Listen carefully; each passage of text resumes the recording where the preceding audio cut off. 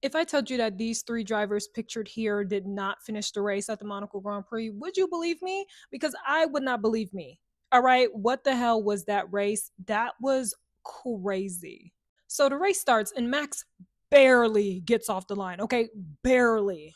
Shaw had to hurry up and jerk himself out of the way basically so he didn't hit Max. I was like, dang, he's being really aggressive. Oh my gosh. But it turns out he just almost smashed into Max. So Max is already out of the race. The McLarens almost hit each other, or maybe they tapped each other a little bit. I'm not sure. I don't remember. But that made way for Pierre Gasly to come out of nowhere and overtake Lando. Valtteri was having brake issues and had to retire the car, sadly. Isaac Hadjar was having engine issues and he was yelling at his race engineer to fix it. Ali was told to sadly box to retire the car. George was behind Isaac for so long trying to overtake him and he was not successful, bro. I was like, ew. Lando was having issues with his car, surprise, surprise.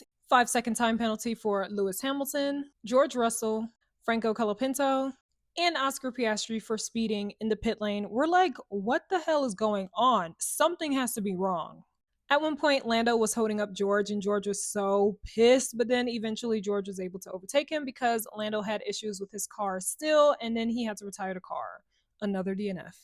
Throughout all of this, Isaac continued to have engine issues for the entire race. Like he was screaming no power so many times. I don't know how he finished P3. It was insane. Lance Stroll, he got a 5 second time penalty for exceeding track limits. Don't know how you do that in Monaco. But anyway, the guy that changed the race on lap 60, he slams right into a wall, brings out a safety car.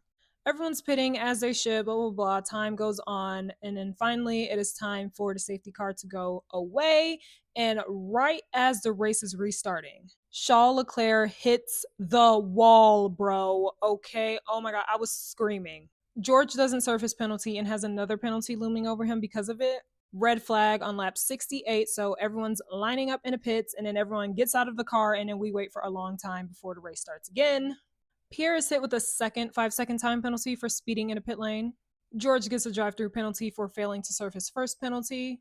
Finally, the race restarts lap 70, and George is holding everybody back by driving incredibly slow. It was insane. Nico bangs wheels with Carlos, causing him to slam right into the wall, but he's fine for now.